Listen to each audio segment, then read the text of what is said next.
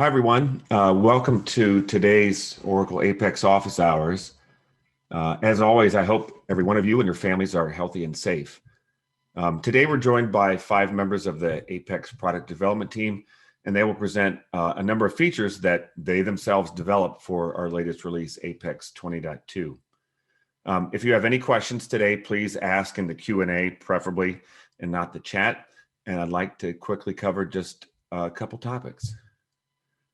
Last month, the famous Karsten Zarski on our team, he joined with Hongli Zhu from the Oracle Spatial Product Development team, and they presented on map visualization for Apex developers, and you can watch the replay right now. For those new to Apex, you can see all past office hours sessions at the URL apex.oracle.com/office hours. And there's an excellent session from our very own Anthony Rayner on the beginner's guide to Apex. Next month, our Dutch superstar on the Apex product development team, Menno Hogendijk, he'll cover in detail all of the enhancements for report printing and data export in Apex 20.2. And today, he's just going to give you a teaser. One way we measure interest in Apex is by the number of signups on apex.oracle.com, right? These are people trying Apex for the first time, evaluating Apex. And we've definitely had consistent growth for the past 10 years. But in the past year, it has simply exploded. And we're now averaging between 3,500 and 3,700 new signups every week. That's more than 500 a day on average, and it is amazing. Most people know this already, but yesterday we actually released Apex 20.2. And if you're running Apex on premises, you can download this right now. We're working very hard to push this to both the free and paid autonomous database on Oracle Cloud, and we hope to have this available in 30 days or less. It's almost difficult to think back when we had these super large monolithic release cycles for Apex. I think Apex 5.0 was more than 2 years in the making, and now we're on these very predictable 6-month cycles. And I believe it's simply extraordinary what the Apex product development team has been able to deliver with high quality in just 6 short months. They're an extraordinary collection of brilliant professionals, every one of them. And with that introduction, I will pass control over to the ever brilliant Tim Kimbrell. Hello, I'm Tim Kimbrell. I am a front-end developer on Shakib's team, and I focus on the UX and UI for Apex. I am also the dev lead for Universal Theme. So if you've ever used the dark mode in Universal Theme or Apex, you can blame me for that. But in Apex 20.1, we had brought Redwood to Apex in the app builder. So Redwood is a design system from Oracle that's being implemented across all of Oracle's products. So in 20.2, we're bringing a new theme style to Universal Theme called Redwood Light to help align with this effort. So today I'm going to demo how to refresh your Universal Theme and to apply the new Redwood Light theme style to your applications. So with that, I'm going to go ahead and open up a sample application we have right now. And this is just a sample application using Universal Theme. Nothing special about it. And with that, we're going to go into Builder, and we're going to go into Shared Components. And in Shared Components, if you're using an older version of Universal Theme, you'll get a warning message at the top of your screen that says there's a new version available and that you should refresh your theme to take advantage of new features, enhancement, and bug fixes. This is highly recommended after any Apex upgrade to always refresh your Universal Theme. We make numerous fixes every release. We also add new hidden features you might actually not see in your applications. In 20.2, we're using CSS variables and a lot of the core components of Apex. So in the future, we're going to start using variables to customize things. So things like that are in the background that you might not never see, but it gets added to these new themes when you upgrade them. So to refresh your theme, you can just simply click Refresh Theme, or you can also go into Themes under User Interface, go into Universal Theme 42, and then down here under Theme Subscription, we have a Refresh Theme button. So if you go ahead and press Refresh Theme, and it'll take a second, it'll go ahead and refresh to the latest version of Universal Theme. So now I'm gonna go back to my sample application. And as you can see, not much has changed. It looks just like it did before. But now in 20.2, we have this new Redwood Light theme style. So in the developer toolbar down at the bottom, we have an option for theme roller. And if you've not used theme roller, you can use this to customize your theme, the colors, and other various components you can customize as well. But we have a new style called Redwood Light. So if at the top, if you go to styles and click Redwood Light, you can change. And you can see a preview in the background. To go ahead and set it as the default theme, we'll go ahead and click Set as Current. And it will now change your application to use this new theme style. So I'm gonna go ahead and close this. And my app will refresh in the background. And now it's using a new Redwood Light theme style. And you can see that it's got the new browns and branding that Redwood has and is known for. There's also a new font called Oracle font that a lot of the Redwood applications use. But for the most part, it's still universal theme, just this new theme style. And this is just a first attempt at our Redwood styles. This will definitely be improved over time. So you can expect changes in future releases and more tweaks and polish to Redwood Light. But with that, yeah, that's Redwood Light in Apex 20.2. So hi, everyone. My name is Christina Cho. I am one of the Apex development team member. I'm from many focus areas. I'm now focusing on new cards region in Apex 20.2. So with that, let's look at new cards region. Okay, so the new cards in Apex 20.2 is a new native report region type. It is a lightweight report region as the Apex does not hold column metadata information, and all of the rendering is done from the client side. You can easily add a new cards page into an existing application using Create Page Wizard or using Page Designer with declarative options. So let's go and create a new cards page. Let's use the Page Wizard, and under Report, we now offer option to add a cards page. And let's use an employee table. And out from the default options that Wizard have selected for me, let's select the icon initial column and the badge. Okay. Now, when that page runs,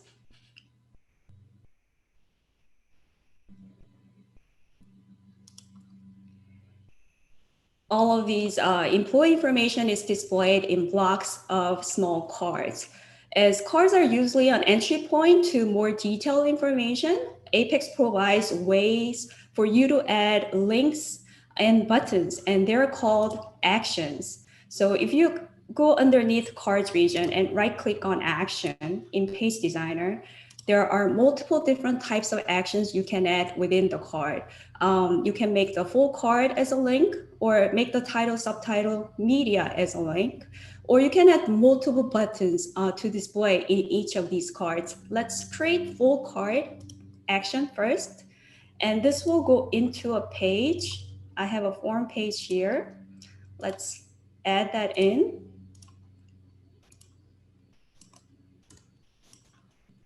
Now, when that gets saved,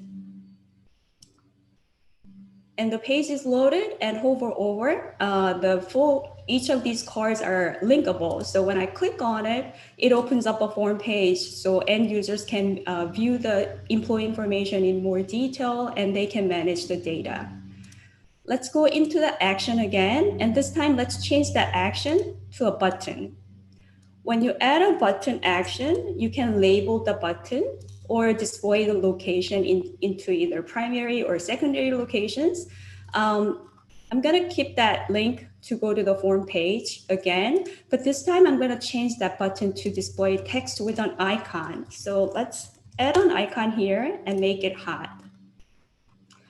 One thing about actions, all of these different action types support conditional display. You can display actions based on authorization schemes, build options, or you can add a server-side condition. So server-side condition, when you select it, it allows also for you to add a column condition in here. So I'm gonna make this button to display only if job is developer. And when you add a button condition, it's important for you to select to execute this condition for each row. Otherwise, this condition will fail. So let's save that and run. And notice the edit button that we just added is displaying only if the job is developer. And when you click on it, it goes into that same form page. Let's edit this card a little bit. Let's add an employee profile image in this card. And the profile image is saved in the table locally as a blob column. So let's go to that page designer again. And within cards attributes, under media, you have an option to select the blob column. So let's select that profile image blob column and position that as first within the card with a white screen.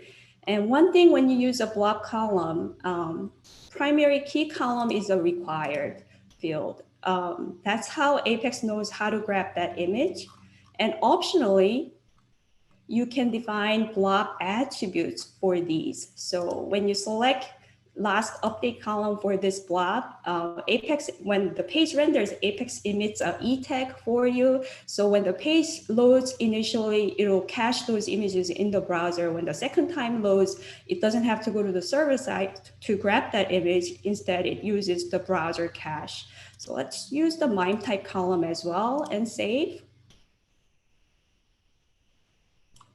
Now when I run, all of these employee informations are displayed, but also with the profile image embedded within the card. So I was using a media option for this one, but let's look at some more media options you have within the card. Let's go to the sample cards application that I have created, and let's go look at media example with a URL. So cards image doesn't really have to use the block column always. If you have a column that has the URL stored, you can use that column as an image source, or you can enter actual URL as the image property within Page Designer. Here's an option. You probably have seen it over Twitter. People have been exploring the new cards region to embed Oracle Jet charts. And I have the similar example here. I am grabbing all of these vehicles over speed, and I'm using Oracle Jet's gauge meter chart to indicate the overspeed of each of these vehicles.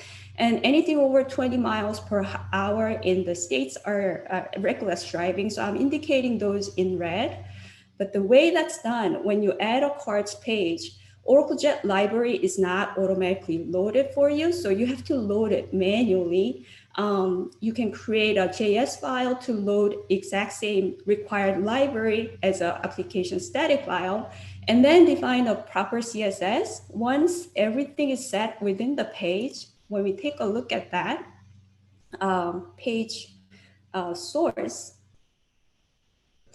I am actually using Oracle Jet's custom markup. So right here, instead of declarative media options, I turned on advanced formatting, and I added its HTML expression of Oracle Jet's gauge meter custom markup. Since cards contains all the column data in the data source already, all I'm doing is using column substitutions to indicate all these required values for this chart. So if that explanation was a little too much for you, there is actually a great article written by external community member. He has written a nice blog post of how to step through and add Oracle Jet. So take a look, and if you follow along his steps, you'll be able to add a very similar chart as what I have done here within my sample app. Let's explore one more option. I am using REST data sources to lay out my cards. I am using YouTube Data API to lay out all of the Apex YouTube channel information here. The card does not contain much of visualization yet, but let's look at this REST data API first. So when I go and grab and get this response, one of the column that this REST API gives me is embedded HTML column to embed a video somewhere with an iframe markup. So I'm gonna use that column to display video. within my card. So let's go edit this page. And let's go to the attributes. And under media, there is no media right now, but I'm going to turn on advanced formatting. As soon as you turn on advanced formatting, you can add an HTML expression. So let's add the column substitution here. I can use it as it is, but since cards region escapes column values by default, I have to use escape modifier to render that iframe markup as it is. And let's display that video in the first position of the card. Now when the page runs, oops, maybe I made a syntax error.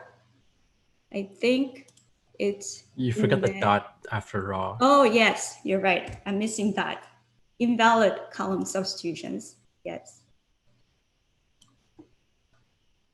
There you go. So now the videos are embedded. I can display this in line here.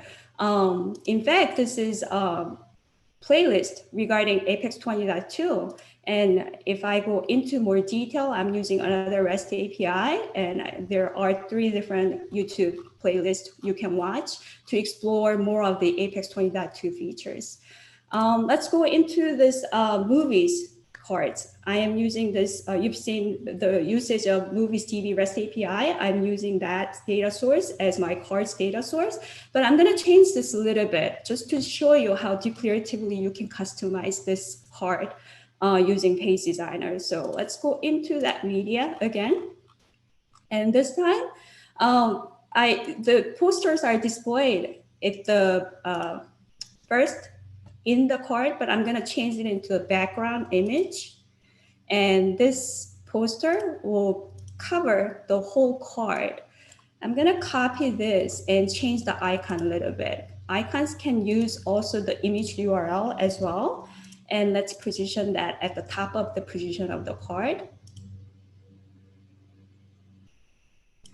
Now when that page runs, it completely changes the card look without much coding me from my side. So it's nice. It has a lot of flexibilities, and cards by out of the box is responsive. So if you make it into a smaller screen size, it actually responds really well within that small screen size as well. So that's the quick tour of the new card vision. So try to use it in Apex 20.2 and explore the possibilities of transforming your data and enhancing your application. One more thing, the sample application that I used is actually loaded in external hosted site. So you can go in here and explore what are the samples that we have so far. You can also download the sample cards and import it into your own application and learn how each of these are done so far. I think that's all. Thank you. My name is John Snyders, and I work on the Apex team. And I'll be demoing the new features in faceted search. Okay, so new in faceted search for 20.2 is the chart visualizations of facet value counts and 2 new facet control types, the input field and groups of single checkboxes. As you'll see, faceted search works with the new cards region that Christina just showed.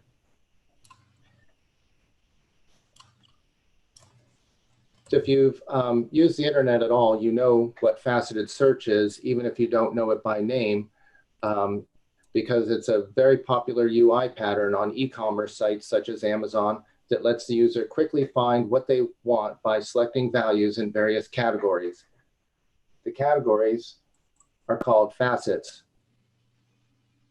And facets go way beyond simple filtering because they reflect the interrelatedness among the multiple dimensions that the resources exist in. Faceted search is more flexible than hierarchical or drill down search that can be implemented in Apex with cascading LOVs. As a developer, we know how complicated it is to implement faceted search from scratch, but users have come to expect this kind of UI, And since the faceted search region was introduced in Apex 19.2, it is now incredibly simple to add this powerful search capability to your apps. This is a faceted search page on the M table with a few extra columns added for profile image and tags. It is using the new cards region and the jet avatar component to show either an image, or if there is no image, it will show initials. And if you used Apex facets before, the first thing you'll notice is these new show chart buttons. When you click a show chart button, a chart of all the facet counts for that facet will show up. So it gives a nice visual representation of the numeric counts that have been shown previously in the in parentheses after the values. And as you click on other facet values, you'll see that these charts update in real time. You can click on other charts and you can choose to see the chart as either a bar or a pie. And when you want to see the report again, you can just close the chart. You can also resize these charts and move them out of the way. There's also an option to show the charts inline on the page, which I'll show in a moment. But first, let's take a look at how these charts are configured. This is a faceted search region, and at the region level, you have new properties for show charts. Pop-up is the default, and that's what we've already seen, where the chart is shown one at a time in a non-modal dialog. You can turn it off completely so you don't see any show chart buttons at all by choosing no. And selector is an option that lets you choose a div that you create somewhere on the page to show the charts in line, and we'll see that in a moment. The display charts for the top end values limits or sets the maximum number of values that will be shown in the chart. And this keeps the chart from becoming too cluttered when you have facets that have a lot of values. Then for each of the facets that takes a list of values, there are new options to show the chart. So you can disable this show chart button on a per facet basis and choose to have the chart show initially. Now this option only applies if the charts are being shown in line on the page. So let's take a look at that now.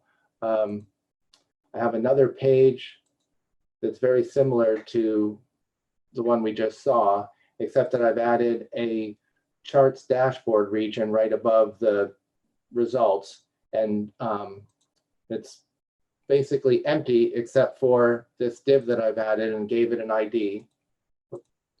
Now, under the faceted search, I've set the show charts to be a selector, and I enter the selector for that div that I created. And now if we take a look at that page, we can see that the charts do show up above the report. And the reason you see the charts initially is because I've set show chart initially for two of the facets. So you can, the user can, remove the charts, and they can add other charts if they like. Still, you have the option to see either a bar or a pie. And all of these settings that the user makes, including things like collapsing, those are all remembered in the browser session storage. So if you go to a page and come back, I'll just show reloading this page.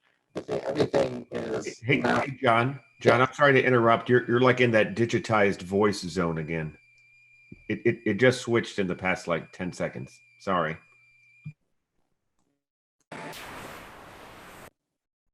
Is that better? It's perfect. Thanks, John. Sorry, my microphone sometimes goes a little nuts. I was saying that these customizations that the user makes for what they want to see is remembered in session storage in the browser. So if you go to a different page and come back, that it'll be the way it was. Now, one thing to keep in mind is if you make changes in Page Designer, it's going to use the session storage in preference to changes you make. So as a developer, remember to reset your region in order to go back to or pick up new changes that you make in Page Designer for certain settings. Now, that covers the charting feature. Let's take a look at the new facet types. This lets you, basically, it gives you the ability to let your users find things in new ways based on new kinds of information. The tags and min salary are examples of the input field facet. And this lets the developer choose a comparison operator and a column, and then compare that with a value that the user enters. So if we enter a number here, and now we can see just the employees that are that have a salary over 2,300.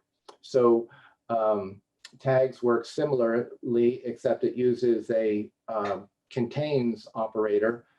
Now the tags column is a comma separated list of tag values. And so you can search on just that one column. And this is different from the search field up at the top, because search will typically search all of the text columns in the report. And this lets you search just a single column. I'll clear this. Now, this is a group of checkboxes. Now, this facet looks a lot like these other facets, such as job, but it's really quite different. For the job, what you're seeing is all the different values that can be in the job column, but other is not associated with the column at all. It's a group, and each of these checkboxes, each one of these is associated with a separate column. So you can see just the people that have commission, just the people that are managers, and so on. Let's take a look at how these new facet types are configured. So start by looking at the SQL query for the report. You can see that on leave is a column, but you can use these new checkboxes even work with computed columns, as you can see for has commission or is manager. And the way you create them is you would right click on the facet node in the tree and choose create a facet group. I've already done that, and I called this facet group other, but you can give it any name you like. And then inside the facet group, you create checkbox facet items, and these are associated with a column from the report, is manager, for example. Now you can, these are ideal for handling columns that contain Boolean values or flags, something that's either yes or no, that kind of thing. And you can customize what the checked value represents. So it could be T or true or yes, whatever you're storing in the table. But typically you could use the default, which is capital Y for the true value. And you can, if you wanted to, you could even reverse the meaning of these by, let's, for example, you wanted to call this, instead of has commission, you could call this no commission, and then you could set the check value to be N in this case. Now the group contains all the settings related to the set of values. So how to handle showing of the counts and whether or not the group is collapsible and so on. But it's not associated with a column, and there is no column session state associated with it. Whereas the checkboxes the single checkbox has very few settings, and it is associated with a column, and it does have associated session state. The input fields, they let you specify, as I said, comparison operator. Here's all the comparison operators. We saw an example of contains and grateful. And you can, here's an example. So, Hey, John, sorry, we're back to digitization of voice again.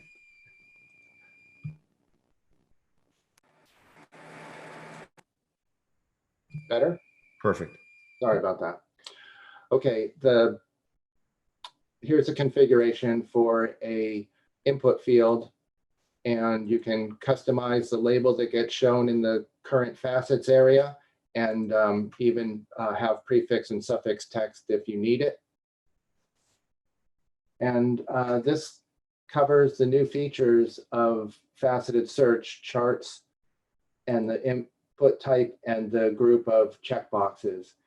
You can learn more about faceted search, the new features. There's already blogs about it. This one from Monica is very good in covering all the new functionality. So you can learn about it at your own pace. And thank you very much. Hello, my name is Menno Hogendijk, and I joined the Oracle Apex team last year. And I'm focusing on report printing. And today, like Joel said, I will be giving a teaser about the new functionality. So what is new is native PDF and Excel for classic reports, interactive reports, and interactive grids. This is the major feature, I think. And then the second one is you can set in your application the print server type that you want to use. So whatever you have an instance level, you can override in your application itself. And lastly, we have two new APIs that you can use. So I want to start off with this middle one, the application level print setting, and therefore I go to edit my application. I go to edit application properties. And there's a new section here. It's called report printing. And by default, if you upgrade Apex, it will use instance settings. So we don't change any behavior of your existing applications. But if you want, you can set it to native printing. If you use it, for instance, on apexoracle.com, that's configured with BI Publisher. If you change that, it will work with native. Or you can have a remote print server. And in 20.2, it's mainly meant for the analytics cloud, because that includes BI Publisher. But BI Publisher, nowadays, it's called Oracle Analytics Publisher. So I've defined that in my workspace. I've added a remote print server, and it uses authentication. So I've added the credentials as well. And now I want to use it in my application. And the best way to show it is in a classic report. It's a simple classic report. It's a set of tasks, and I've enabled printing. So that's why I get the printing link. And as soon as I click that button, it will make a REST request to the Oracle Analytics Cloud and give me the PDF back. It will take a few seconds.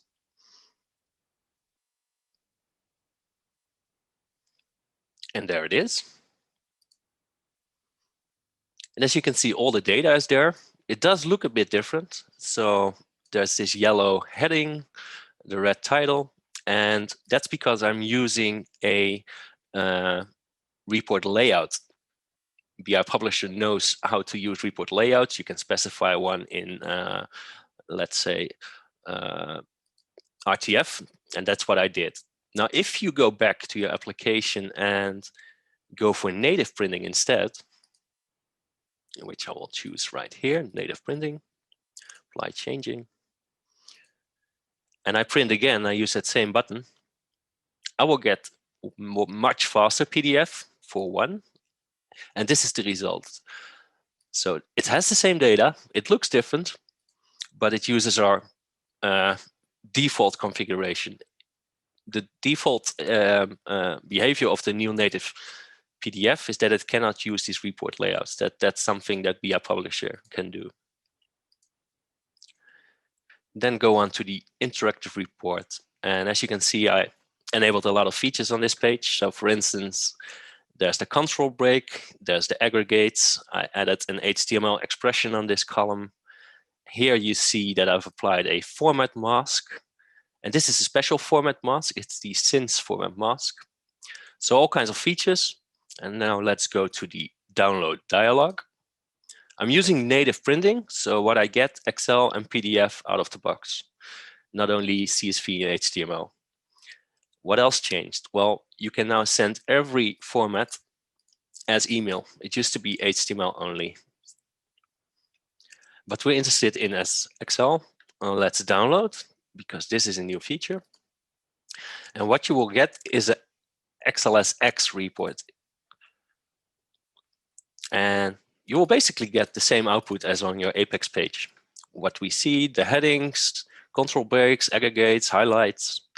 But the really interesting thing is with Excel, you get native data types. So these are all strings, but this is a date. So if you look closely, the value behind this is really a date, but it's formatted as a like this. And what we try to do is get the format mask from Apex and map it to one of the existing Excel format masks. And whenever that is not available in Excel, like the since format mask, then we print this value just as a string. You will lose the ID that it's a date. For salary, it's the same. It is a number, but displayed as a currency. Now, there was another button here. You can specify data only. And what that does, because now I've applied control breaks, highlights, stuff like that. Maybe you don't want this, right? Maybe you just want to use it for analysis. And then you get your raw data. All the rows, but what you see now is that each header is clickable. So you can change the sorting immediately. You can filter the data. And this is something that we do by default. Whenever it's possible to make it into a real Excel table, we try to do it. The last thing that changed for the interactive report is PDF.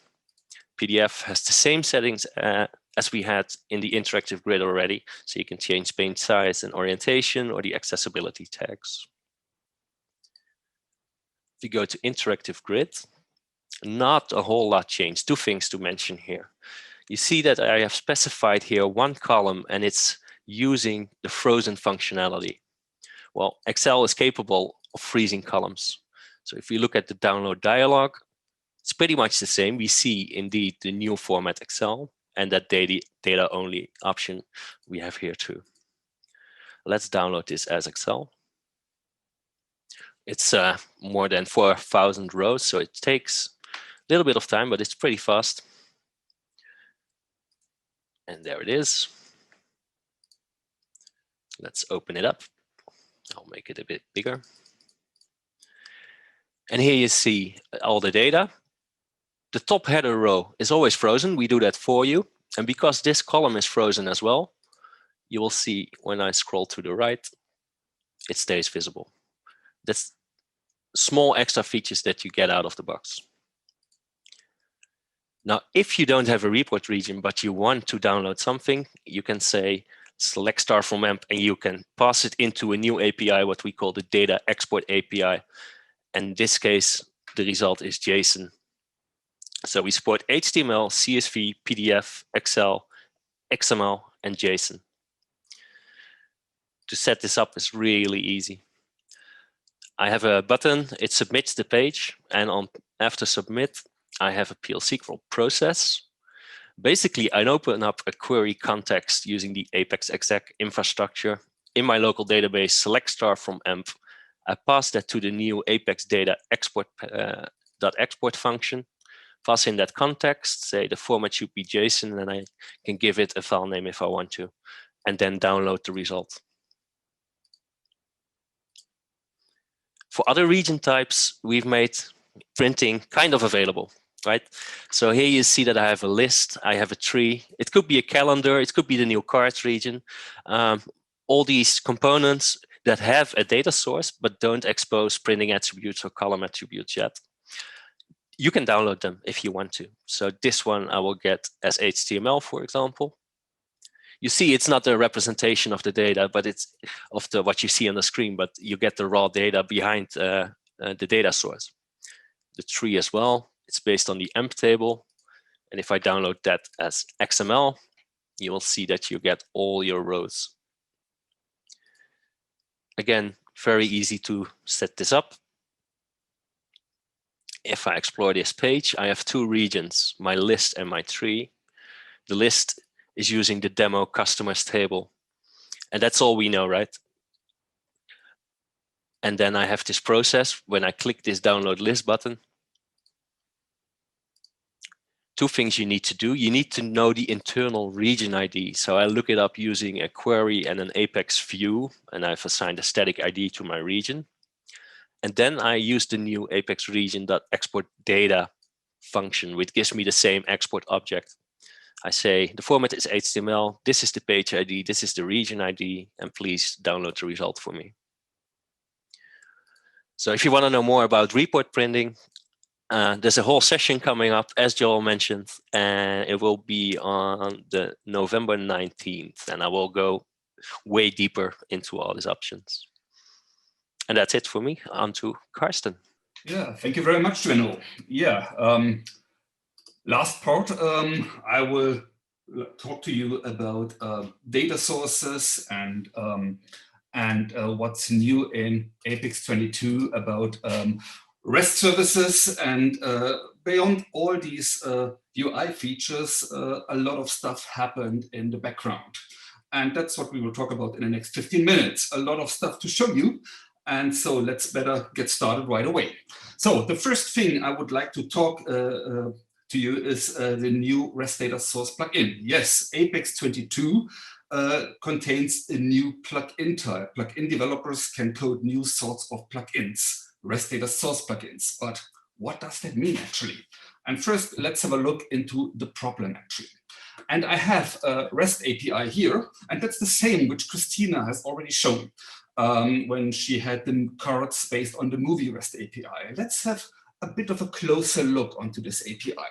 So here is the URL to that API, and it returns some JSON, right? REST data sources, by the way, REST data sources were formerly web source module. The name changed, but as you will see, also a lot of new functionality. So the REST data source returns some JSON, and Apex parses that JSON and makes it available to the component. And when we call that URL, we can see here is a parsed representation.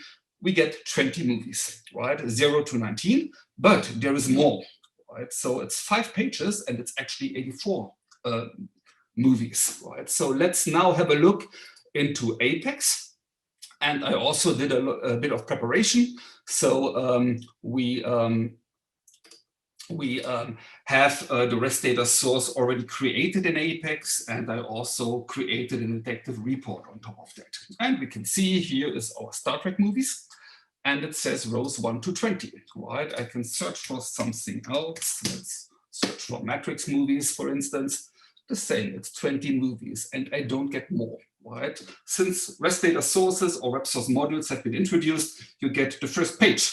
And why is it so? Because Apex does not know how to get the next page. When you think about RESTful services and the variety on the planet, then almost each REST service has a different way how pagination works, a different way how a filter is passed to the server. Everything is different. There is no real standards. There is a lot of competing standards, but if I start thinking about it, up to 10 different ways come into my mind.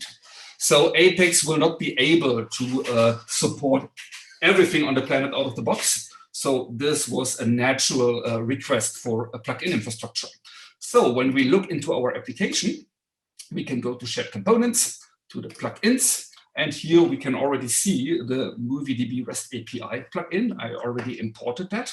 When we have a look into that plugin, we can see, oh, it has a name, it has a type, right? It's the REST data source type. We have plugin code, right? A lot of stuff.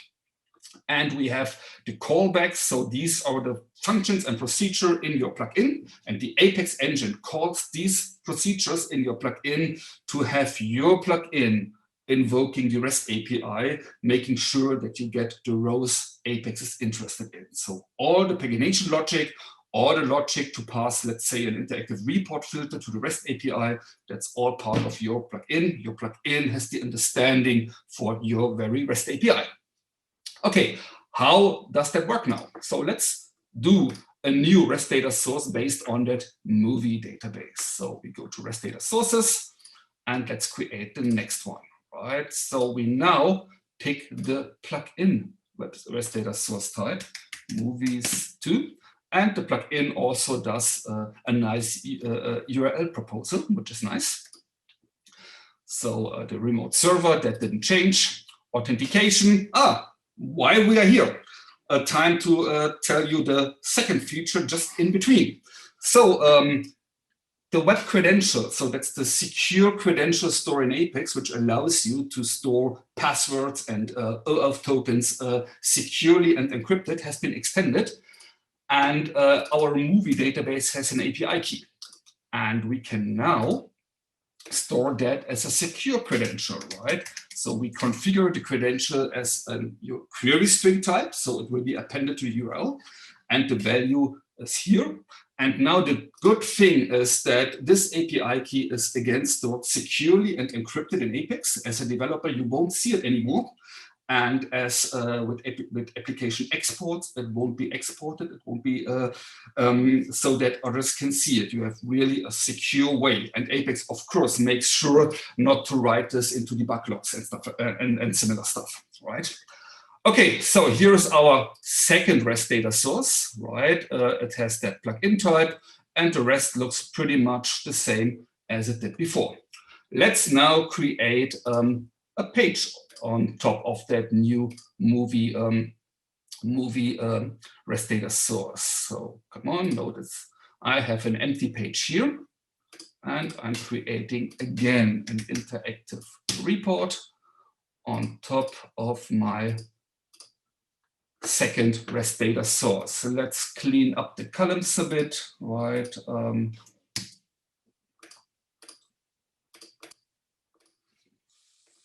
And let's run that. And now, oh, nothing. Wait a moment, that's actually good, right? Why? Let me just do one more change and you will see in a minute. Let me provide a no data found message. It found nothing, it's not an error. This is actually the same as us invoking the API without a query. And you can see without a query, the API doesn't tell you much. And here we have some intelligence in our plugin. The plugin knows if there is no search term, I don't need to call the REST API. So you can have logic, real understanding of the REST API in your plugin. Let's now search for the Star Trek movie. And we can see again the movies, and we can scroll and see. We can scroll down to the end of the page. It's 50 rows. We can advance to the next page. Takes a bit, right, to do all the HTTP requests. And here is rows 51 to 84, right? So with the new plugin, we have full access to the whole result set of that REST API. So, and this allows you to talk to any REST API out there. And even when it's about, let's say we want to filter here, and your REST API allows to execute a filter server side, your plugin can contain the logic to translate something entered here to the correct REST call for your very REST API. So far about the plugin feature. Let's now talk about the synchronization feature, because we already have seen, oh, that takes a while, right? And the movie API has a fixed page size of 20. So the REST API does not even allow us to fetch a larger page. So if we want to fetch 1,000 movies, that's a lot of HTTP requests to make. And movies don't change so often, right? So it might be a good idea to fetch all that stuff into our local table. And that's the next new feature I would like to show you. And that's the REST source synchronization feature. And to use that in our REST data source, we have a look into the managed synchronization link over here. So, and now I want to have all my movies fetched and stored in a local table. So my movies local. That should be my table. And okay, that's saved now. And it says, oh, the table does not exist. Sure, it doesn't exist. I just provided a name. So, oh, it offers me to create a table. But wait, let's first have a look what it does. Okay, here it goes. Oh, where do the columns come from? Well, let me show you. These come from the data profile. Here we are, right? So these are the columns from the REST data source. And while we are here, let me quickly declare the ID column as the primary key, which makes a lot of sense. Okay, then let's go back to the synchronization. We see again the show SQL here, right? And even when I have a primary key defined at the data profile, it generates the constraints. So very nice. Let's create that table. Okay, now we have a local table. It matches the data profile, and it's ready to go to roll. So we want to merge based on the ID. We now have a primary key. So Apex can detect when there is an update or when there is a new row. We want to have a schedule. So let's do it movies, I think 4 p.m. every day is fine. Note that this is the time zone of the database server because this leverages the Oracle, the database scheduler, right? Okay, so we can see it will be executed in 77 minutes from now. We won't wait so long. So let's just do a save and run over here to see how this works. Let's do it. And we will see nothing happened, 0 rows processed, no requests. Why? I didn't provide a search term. So what movies to synchronize? Okay, let's add a step. That's what the steps are for. Start track. Step 1. And the parameter to use is start track. Next one. Harry Potter is the next one. And I'm searching for Harry Potter. And if we have Star Wars, we want to have Star Trek as well. So let's search for Star Wars. I already have Star Trek. There we are. So, and now let's do it again. So now it will take a few seconds, right? Because it has to do a few HTTP requests. Right, we can see it starts to work already.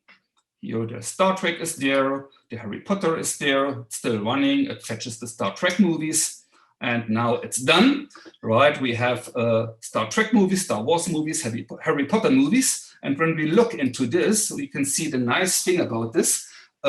Apex does everything which is needed. So we needed 5 HTTP requests to get all the movies. Apex did so. We needed 8 HTTP requests to get all the Star Wars movies. That's what Apex did. And that's a combination of the plugin I just imported and the logic of Apex to fetch all the rows and to merge them into your table. And let's see, what is that? In 75 minutes from now, this will run again. Let's finally have a look at the table. Here is my movies table. And here is all the data, and I can now start building local stuff on this. One final thing, we have that interactive report. Can that use the local table as well? Of course, we can create a new interactive report on the local table. But what can we do here? Oh, have a look here. Use synchronization table. Let's turn it on. And you can see it's now quick and snappy because it's actually just a local table masquerading as a REST data source, right? And if you say, oh no, I would like to go to the source directly, just turn it off and your interactive report will go to the data source again. So much about RESTful services. Time is running, so I have to be a bit quicker now to tell you about automations, which is a bit related to REST source synchronizations, but which is a broader thing, right? So automations is defined in shared components as well, and we have the automation section over here. And automations is, what is an automation? An automation is sort of a standing query. So we are storing a query into Apex, and that query is executed on schedule, again, every hour, every day, what you like. And then the result rows, for each rows of the result, a set of actions will be executed. And an action today is a block of PL/SQL code provided by you, right? So what do we want to have? Again, we are talking about REST so often, so let's continue with REST. I have a second REST data source here in my application, which returns earthquake data. So let's use that to build an automation. So, and I would like to do that every day. Daily at midnight is nice. Midnight, again, time zone of the database server. I want to use a REST data source, not the movies. I would like to use the earthquakes. And we want to execute something when rows are returned. So this will reach out to a REST API returning earthquake data. We have configured a schedule daily at midnight. It's disabled right now because we didn't provide any action. A stub has been created here. We need to edit that, of course. So, and you can see that doesn't do too much. Let me quickly pull up a code snippet. I have it here.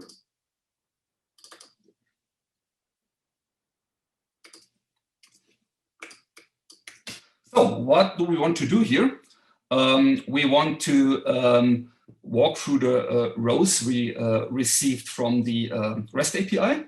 If the magnitude of the earthquake is greater than 2, send an email and log that information, right? So I have to admit those emails will never arrive because that's on my local machine here and I didn't configure an email server. But to get the gist of this, it should be okay. And let's again do a save and run. So, and now I need to, the execution has been initiated. It should be done already. So let's now have a look into the execution log. It's still working.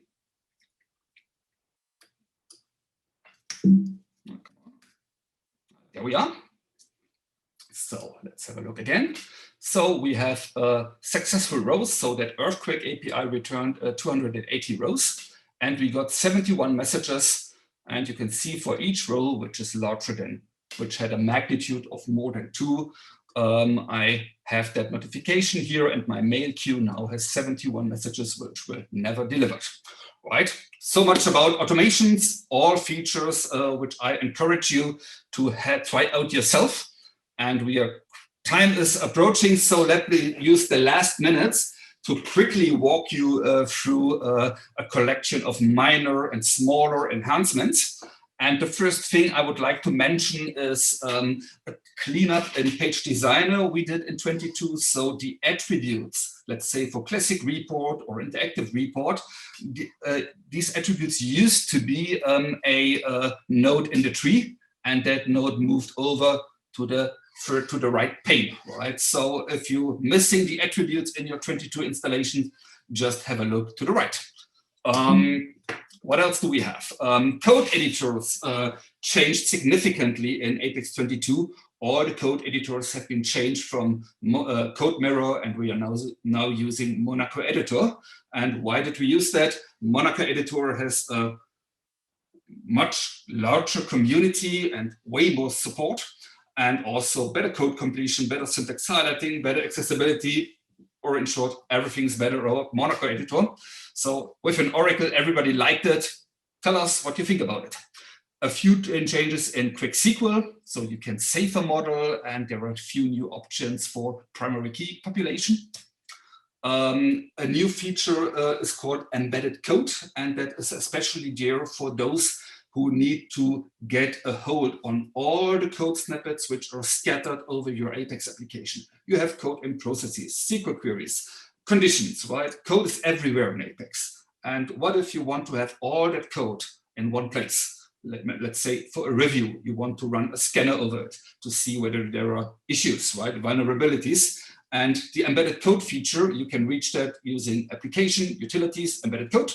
And then you will get such a page which shows you all the code snippets in your application. You can export these, feed them to a scanner. You can use the faceted search on the left to navigate, to filter, and a very nice collection of all the code in your app. Right, a few improvements to item types. So there is a new single checkbox item type. You already see that in action when John showed the facet groups, but it's also available, as you can see here, in Interactive Grid. So even when Interactive Grid is not editable, you can have that single checkbox to mark rows and to process that, right? The popular drop zone plugin made it into Apex, so you can have the file browse item rendering as a drop zone. Rich text editor upgraded to a newer version of the CK editor library. Markdown is supported now. Text fields have a new text case setting, right, to really ensure that text is stored in upper or lower case. And a few very final different stuffs is we have lazy loading for the tree and Ajax request for the tree. I know people have been waiting for that a long time. The Apex Web Service API now has special support for these multi-part form data requests. And as with every release, we upgraded all the JavaScript libraries to the most current versions. jQuery, Oracle Jet, all these things are updated to actual and current versions. And finally, a few things to say goodbye to. We did something with the web servers, so say goodbye to Oracle HTTP Server and Mod PureSQL, and also say goodbye to the embedded PureSQL gateway, please. The only supported web listener for Apex 22 and above is ORTS, right? And the Internet Explorer 11 is also no longer supported. That's all I have. And with these final words, I give control back to Joe. Thanks, Karsten. I'm out of breath again just watching this. Here I was thinking two other features, which we didn't even cover here today. When Database 21C comes out, Apex 20.2 will natively support server-side JavaScript, and hopefully coming with a patch here in Apex 20.2 will also have native SAML support too, with no other infrastructure. So maybe we should have an additional office hours on that. The Apex community, it just continues to amaze us. I just really want to thank everyone for sharing your time with us today, and really your numerous excellent questions. Obviously, we didn't have a chance to answer them all, but I will share all of these questions with the entire Apex team, because I want people to understand, certainly for Menno, right, additional questions that he can prepare for his session in November, but really to get an understanding of some other open questions that you might have about Apex. This session is going to be available for replay probably in the next day or two. And I want people to know as well that we're really pushing hard to get the issues resolved with the external Oracle Apex discussion forum. That some of you know that we've had a conversion, and there are still a little bit of issues, and we're doing our best to get this going. We'll see you again, hopefully on November 19th for our next office hours, and we'll be sure to see you online as well. Thanks again, everyone, for attending today, and we wish all of you a great day. Bye.